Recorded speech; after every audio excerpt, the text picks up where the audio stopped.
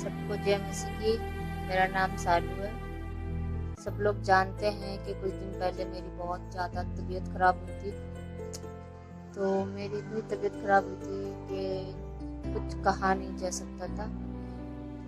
मैं अपनी गवाही इसलिए शेयर करना चाहती हूँ कि आप सबको और विश्वास हो और आपका विश्वास मजबूत हो, कमज़ोर ना हो। इसलिए मैंने सोचा ये गवाही शेयर करूं कि परमेश्वर ने मेरे जीवन में कैसे काम किया। मेरी इतनी तबीयत खराब थी कि पहले तो मेरी तबीयत खराब होती रही धीरे धीरे, फिर अचानक एकदम ज़्यादा तबीयत खराब हो गई कि मेरे को जाना पड़ा डॉक्टर के पास। तो जिस टाइम मैं डॉक्टर के पास गई थी मेरी हालत इतनी डाउन थी कि कोई पता नहीं था कि मैं बचूंगी कि नहीं बचूंगी। तो जैसे हम डॉक्टर के पास गए, डॉक्टर ने कहा जल्दी इनको इमरजेंसी में भर्ती करो और कोई पता नहीं है ये कितनी देर तक रहे या ना रहे। हम लोग घबरा गए बहुत ज़्यादा और मेरे हस्बैंड भी बहुत ज़्यादा घबरा गए। तो उन्होंने सोचा किसी को ले लूँ साथ में। तो उन्होंने कहा मैं आंटी को ले लेता हूँ या काजल दीदी को ले लेता हूँ। मैंने कहा नहीं, आप सीधे चलो पिंकी दीदी को ले लो,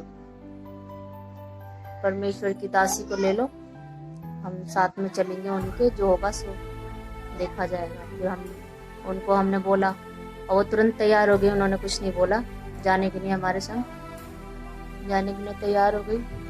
फिर हम लोग गए वहाँ पे अस्पताल में। पूरे रास्ते परमेश्वर की दासी ने प्रार्थना करी। मैं घबरा रही थी बहुत ज़्यादा। मैंने कहा दीदी बस प्रार्थना करो तुम मेरे लिए। उन्होंने पूरे रास्ते प्रार्थना करी, बार बार प्रार्थना करती रही। फिर हम हॉस्पिटल गए, इमरजेंसी का पर्चा बनाया। तो उधर डॉक्टर देख ही नहीं रहे थे, ड्रामे कर रहे थे। सारी डॉक्टरनी जो थी ड्रामे करती रही। फिर मैंने कहा दीदी प्रार्थना करो। मेरी हालत ज़्यादा डाउन हो रही थी, बेहोशी सी आ रही थी मेरे को बहुत ज़्यादा। तो वहाँ अंदर गए, अंदर नखरे दिखाने लग गए, उल्टा सुल्टा बोलने लग गए, गिर जाओ बाहर बैठो और कल सुबह आना। मैं जैसे ही बाहर आई मुझे चक्कर आए, मैं जमीन पे गिर गई। और जैसे ही गिर गई मेरे अंदर से घबराहट सी बहुत ज़्यादा हो रही थी और मैं सीधी खड़ी भी नहीं हो पा रही थी। पिंकी दीदी ने और मेरे हस्बैंड ने मुझे पकड़ के फिर मुझे बिठाया। फिर मैंने दीदी से कहा दीदी प्रार्थना करो, मेरा कोई पता नहीं है कि मैं बचूंगी कि नहीं बचूंगी। दीदी ने कहा ऐसा क्यों कह रही हो, विश्वास करो परमेश्वर जरूर बचाएगा। मैंने कहा दीदी बस प्रार्थना करो तुम। बस उन्होंने प्रार्थना करी। उसके थोड़ी देर बाद जैसे ही प्रार्थना कर रही थी, करते करते मुझे एकदम से उल्टी आई, बहुत ज़्यादा उल्टी आई। इतनी उल्टी आई कि जितना खाया पिया था सब निकल गया। फिर उसके थोड़ी देर बाद मेरी घबराहट खत्म हो गई। फिर मुझे जैसे तैसे ऑटो में बिठाया। मैं कहने लगी मुझे कुछ भी हो मुझे प्राइवेट में दिखाओ, मेरा कोई पता नहीं है। फिर थोड़ी देर बाद मुझे आराम मिला। फिर मैंने कहा ऐसा करो तुम जो उधर गली में खान डॉक्टर है उसको दिखा लो मेरे को। अभी खैर मुझे दीदी के घर में ले चलो, मैं वहीं पे रहूंगी थोड़ी देर। तो मुझे सुकून सा लगा घर में उनके। फिर मेरे अंदर से मेरे मन में से कुछ ऐसा आया कि मैं बस 2-3 दिन उनके घर में बनी रहूं और प्रार्थना मुझे मिलती रहेगी। वहाँ पे वचन भी मिलेंगे, प्रार्थना भी मिलेगी, सब लोग प्रार्थना भी करेंगे तो मुझे आराम मिलेगा।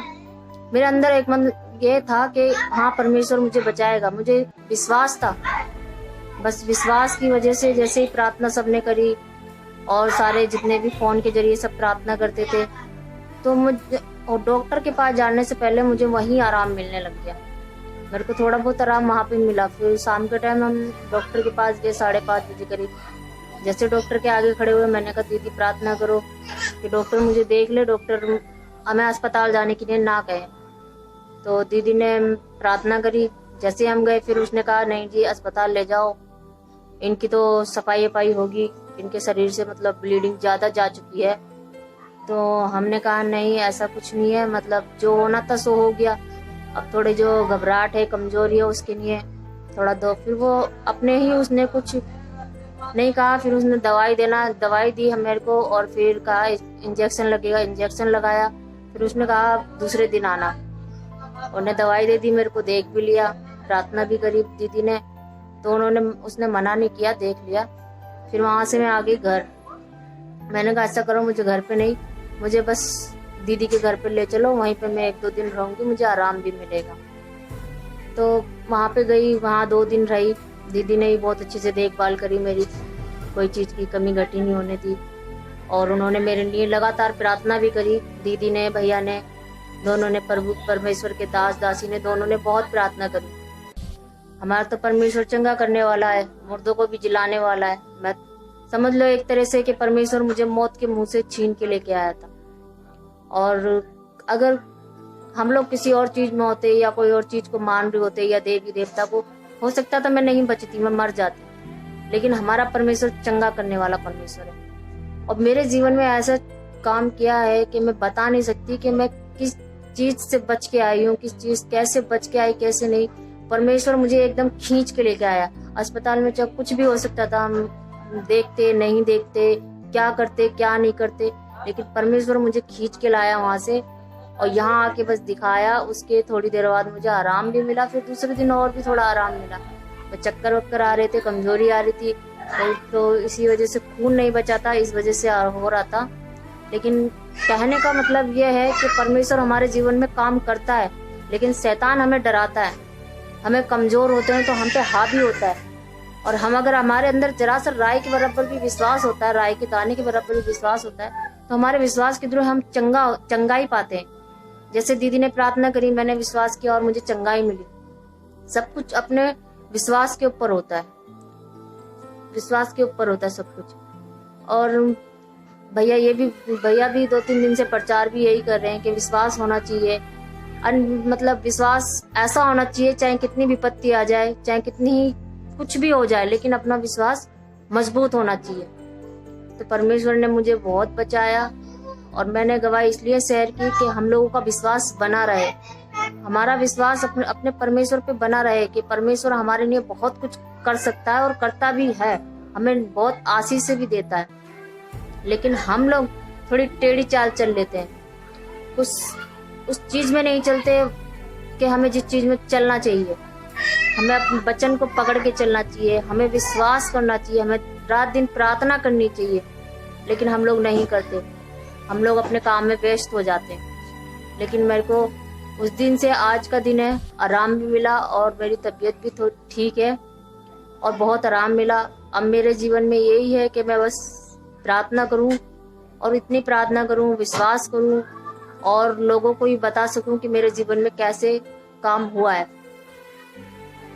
कहते हैं, मैं एक थोड़ा सा गाना गाना चाहती हूँ कि एक थोड़ा सा गाना याद है, वो वाला गाना गाना चाहती हूँ।